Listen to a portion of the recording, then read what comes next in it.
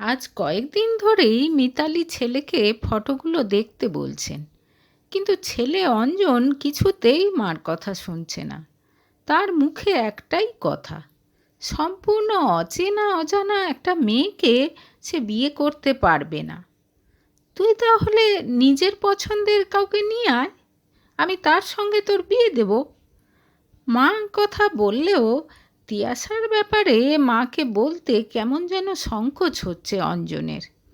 এমনিতে মা তিয়াশাকে চেনে, সামনাসামনি কখনো না দেখলেও একটা সময় ছেলের মুখে তার এত প্রশংসা শুনেছে যে তার সম্পর্কে একটা আইডিয়া আছে মায়ের। তবু তিয়াশার ব্যাপারে মাকে বলতে পারছে না অঞ্জন। আসলে কলেজে পড়তে পড়তে তিয়াশাকে একবার প্রপোজ করেছিল সে, কিন্তু প্লেন আর্টস নিয়ে পড়া একটা ছেলের ভবিষ্যৎ নিয়ে সংশয় ছিল তিয়াশার মনে। ছোটবেলা থেকেই সে খুব হিসেবি, আর 5টা মেয়ের মতো আবেগে ভেসে ভুল সিদ্ধান্ত নেওয়ার মতো মেয়ে সে নয়।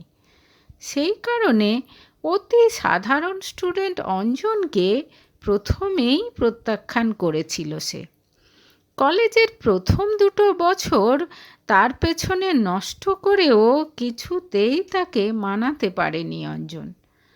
পড়াশোনা একেবারে লাটে উঠতে বসেছিল তার, মানসিকভাবেও খুব ভেঙে পড়েছিল। সেই সময় ছেলেকে সামলাতে ভীষণ বেগ পেতে হয় মিতালির। অঞ্জনের যখন ক্লাস 8 তখন তার বাবা মারা যান। মা অনেক কষ্ট করে ছেলেকে মানুষ করেছেন। প্রথমে জামা কাপড় নিয়ে এর ওর বাড়ি ঘুরে ঘুরে বিক্রি করা শুরু করেন মিতালি। তারপর ছোট্ট একটা দোকান খোলেন। আজ শহরের বিভিন্ন প্রান্তে 3টে বুটিক তার। অনেক ছেলে মেয়ে কাজ করে সেখানে। অক্লান্ত পরিশ্রম করে নিজেকে একটা জায়গায় দাঁড় করাতে পেরেছেন তিনি। অনেক ভাবনা চিন্তা করে ছেলেকে বিজনেস ম্যানেজমেন্ট পড়িয়ে এনেছেন। পড়াশোনা শেষ হওয়ার আগেই ক্যাম্পাস ইন্টারভিউতে অনেক টাকা স্যালারিতে খুব ভালো একটা চাকরি পেয়ে গেছে অঞ্জন। পরে নিজেদের বিজনেস দেখাশোনা করবে ভাবলেও এখন আপাতত চাকরিটাই করছে সে। আর সেই থেকেই বিয়ের জন্য মা একেবারে তার পেছনে পড়ে গেছে। মা, বলছিলাম কি, আমি একজনকে ভালোবাসি। আমতা আমতা করে শেষমেশ মাকে কথাটা একদিন বলে ফেলল অঞ্জন।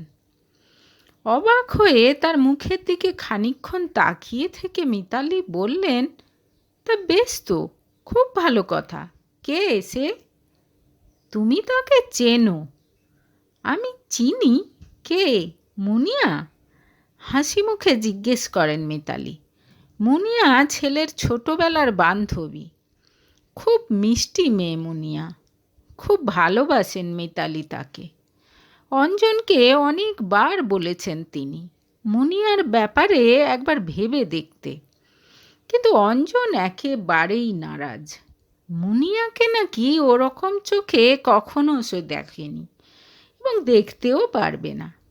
দেখা হলে দুজনের সারাক্ষণ খুনসুটি লেগেই থাকে। এতদিন পর ছেলের মত পরিবর্তন হয়েছে ভেবে খুশি হলেন মিতালি। আর কাউকে পেলে না? সেই মুনিয়া? বিরক্ত হয়ে বলল অঞ্জন। তবে কে? আর তো সেরকম কারো কথা মনে পড়ছে না আমার। আরে বাবা, তিয়াশা, হাসি মুখে বলল অঞ্জন। নামটা শুনেই মুখের হাসি মিলিয়ে গেল মিতালির। আবার তিয়াশা? মুখে বললেন, তিয়াশা আবার কোথা থেকে এলো? তোমাকে বলা হয়নি, কিছুদিন আগে ও আমার সঙ্গে যোগাযোগ করেছিল।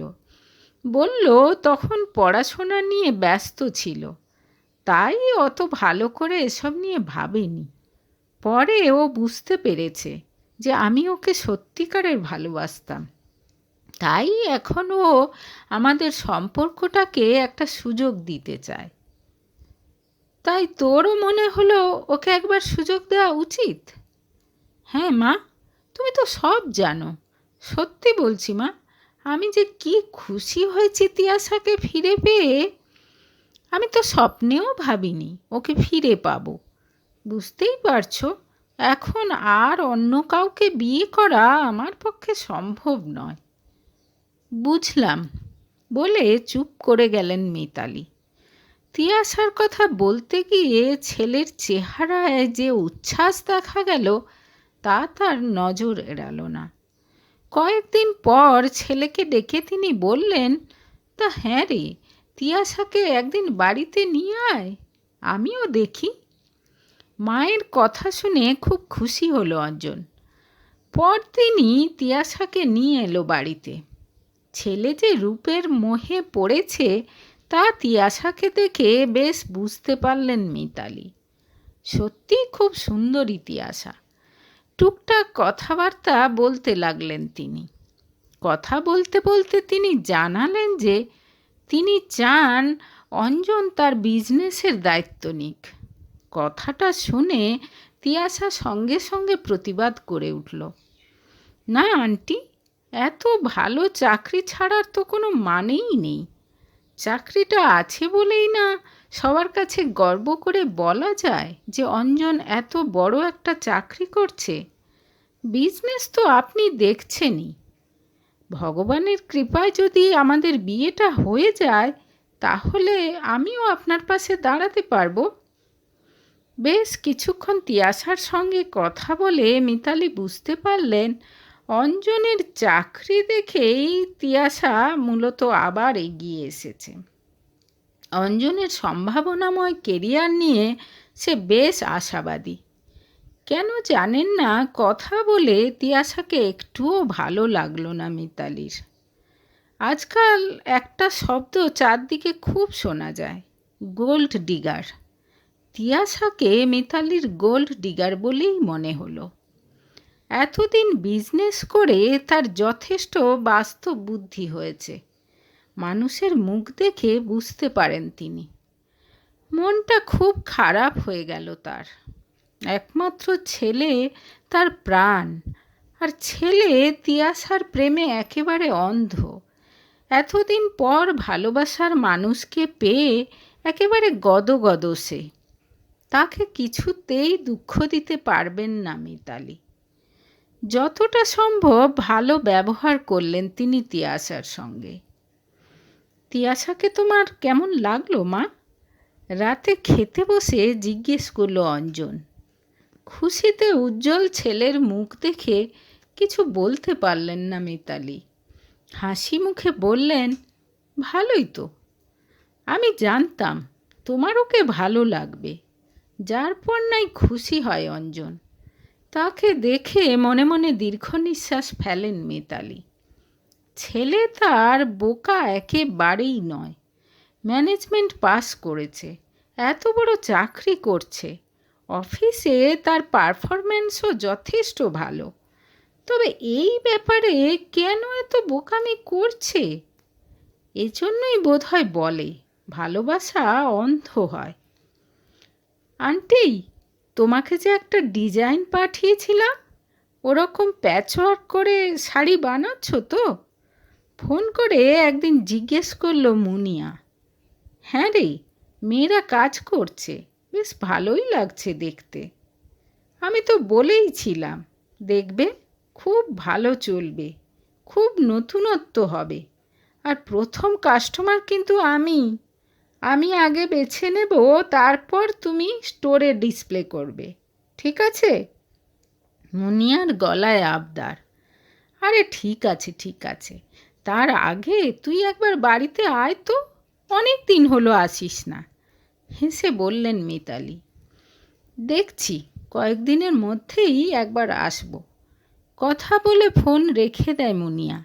মিতালির মুখে হাসি ফুটে ওঠে। মুনিয়া বাড়িতে এলে খুব ভালো লাগে তার। যতক্ষণ থাকে একেবারে মাতিয়ে রাখে। কয়েকদিন পর অঞ্জনের বন্ধু রাহুল এলো মিতালির দোকানে। বোনকে নিয়ে এসেছে শাড়ি কিনতে।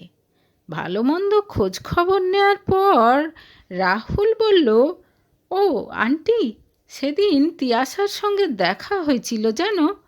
একথা ওকথার পর অঞ্জনের কথা উঠল। আমি কিন্তু ওকে অঞ্জনের ফোন নাম্বার দিয়ে দিয়েছি আন্টি। আসলে চাইল তো। তিয়াশাকে না পাওয়ার দুঃখে কি হাল হয়েছিল অঞ্জনের, তা তার বন্ধুরা সবাই কম বেশি জানে। শাড়ি কিনে চলে গেল রাহুল আর তার বোন। মিতালির মনটা কেমন অস্থির হয়ে উঠল। বুঝতে পারলেন রাহুলের কাছ থেকে অঞ্জনের ব্যাপারে জানতে পেরেই তার প্রতি ইন্টারেস্ট জেগে উঠেছে তিয়াশার। শুধুমাত্র ভালোবাসার টানে সে আসেনি। তিনি তার মানে ঠিকই চিনেছেন তিয়াশাকে, কিন্তু ছেলেকে কে বোঝাবে সে কথা। বুকের মধ্যেটা কেমন খচখচ করতে লাগলো তার। কয়েকদিন পর মুনিয়া এলো বাড়িতে। যথারীতি হইচই করে বাড়ি মাথায় করে তুলল একেবারে। তিয়াশার ব্যাপারটা তাকে জানালেন মিতালি। শুনে খুশি হয়ে সে বলল, ভালোই হলো আন্টি। অন্য কাউকে বিয়ে করলেও ও হয়তো সুখী হতে পারতো না। কিন্তু তোর কি মনে হয় ও অঞ্জনের জন্য পারফেক্ট চয়েস? ওর যদি ভালো লাগে তুমি আমি কি করতে পারি? চিন্তা করো না, তখন বয়স কম ছিল, এখন তিয়াশাও ম্যাচিওর্ড। যা করবে চিন্তা ভাবনা করেই করবে। হাসি মুখে কথাগুলো বলল মুনিয়া। কিন্তু মিতালির মনে হলো ক্ষণিকের জন্য হলেও বিষণ্ণতা উঁকি দিল তার চোখে। তার সব সময় মনে হয় মুনিয়া অঞ্জনকে ভালোবাসে, কিন্তু হাজার চেষ্টা করেও তার মুখ থেকে সে কথা কখনো বার করতে পারেননি তিনি। মুনিয়া আশ্বস্ত করতে চাইলেও মিতালির মন কিছুতেই শান্ত হয় না। অবশেষে ছেলের জেদের কাছে হার মেনে তিয়াশার মা বাবাকে বাড়িতে ডেকে পাঠান তিনি। বিয়ের কথাবার্তা হয় দুই বাড়ির মধ্যে। খুব খুশি অঞ্জন। মায়ের কথা মতো একদিন তিয়াশাকে নিয়ে শপিং করতে বেরোইছে। কেনাকাটা করে ফিরে উচ্ছ্বসিত হয়ে সেগুলো মাকে দেখাতে থাকে অঞ্জন আর তিয়াশা। মিতালি দেখলেন সব কিছুই অত্যন্ত দামি দামি। ওদের কথা শুনেই বুঝলেন তিয়াশার পছন্দেই সব কিছু কেনা হয়েছে। হবু বউকে তার পছন্দ মতো জিনিস কিনে দিতে পেরে খুশিতে একেবারে ডগমগ অঞ্জন। কিছুক্ষণ পর মুনিয়া এলো সেখানে।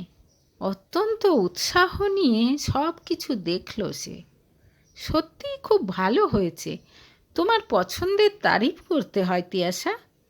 আর অঞ্জন, তুই কিছু কিনিসনি? হাসি মুখে বলল মুনিয়া। ছেলেদের জামা কাপড় আর অত বাছাবাছির কি আছে, সেটাও নিজে যে কোনো দিন গিয়েই কিনতে পারে, তাই না? হাসি মুখে বলল তিয়াশা। ঘাড় নাড়ল অঞ্জন। তারপর জিনিসপত্র নিয়ে তিয়াশাকে নিয়ে দোতলায় নিজের ঘরে চলে গেল। সত্যি করে বল তো তিয়াশাকে তোর কেমন লাগে? মুনিয়ার হাত ধরে চিন্তিত মুখে বললেন মিতালি। ভালোই তো। কেন আন্টি? তোর ওকে স্বার্থপর মনে হয় না? সব ঠিক হয়ে যাবে আন্টি। বিয়ের পর সব কিছু যখন ওর হয়ে যাবে তখন নিশ্চয়ই একটু হলেও পরিবর্তন আসবে। মন খুঁতখুত করলেও সব কিছু মেনে নিতে বাধ্য হন মিতালি। কিন্তু চিন্তা করতে করতে এক সময় শরীর খারাপ হয়ে যায় তার। কি ব্যাপার বলো তোমা? কয়েকদিন ধরে খেয়াল করছি তুমি ঠিকভাবে খাচ্ছ না। চোখের তলায় কালি পড়ে গেছে তোমার। সব সময় কি যেন ভাবছো। এরকম অবস্থায় বিয়ে বাড়ি সামলাবে কি করে? কি হয়েছে আমাকে খুলে বলো না। মায়ের সামনে বসে কাতর গলায় একদিন বলে অঞ্জন। মায়ের কোনো কষ্ট সে দেখতে পারে না। না রে বাবা, কিছু নয়, ওই কাজের চাপ পড়েছে একটু, মলিন হেসে বলেন মিতালি। ছেলেকে এ ব্যাপারে কিছু বলে নিজেকে ছোট করতে পারবেন না তিনি। মা যাই বলুক, অঞ্জন জানে কাজের চাপে মা কখনো এরকম ভেঙে পড়ে না। বাধ্য হয়ে মুনিয়াকে ফোন করে সে। মুনিয়ার সঙ্গে মা অনেক কথা শেয়ার করে। মুনিয়ার কাছে জানতে চাইলে প্রথমে কিছু জানে না বলে এড়িয়ে যেতে চায় সে, কিন্তু অঞ্জন তাকে সমানে চাপ দিতে থাকে। প্লিজ মুনিয়া, তুই তো জানিস মা আমার কাছে কি। মাকে এরকমভাবে দেখতে পারছি না আমি। তুইও তো মাকে খুব ভালোবাসিস। তুই চাস না মা আবার আগের মতো হয়ে যাক? বিকেলে দেখা কর, তারপর সব বলছি, অবশেষে বলে মুনিয়া। কোনো রকমে তাড়াতাড়ি কাজ শেষ করে বিকেলে মুনিয়ার সঙ্গে দেখা করে অঞ্জন। মিতালির মনের অস্থিরতা কি নিয়ে সে কথা অঞ্জনকে জানায় মুনিয়া। হোয়াট? আমি ভাবতেই পারছি না মা এরকম ভাবে তিয়াশাকে নিয়ে। আচ্ছা তুই বল, তোরও কি মনে হয় তিয়াশা সত্যি লোভী আর স্বার্থপর? মুনিয়াকে জিজ্ঞেস করে অঞ্জন। আমার কথা ছাড়, আমার মতামতে কি যায় আসে?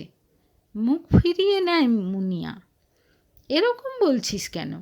তুই আমার এত ভালো বন্ধু, তুই তো নিশ্চয়ই আমার ভালোই চাইবি। মনে মনে দীর্ঘ নিঃশ্বাস ফেলে মুনিয়া। অঞ্জনের ভালোর জন্য সব কিছু করতে পারে সে।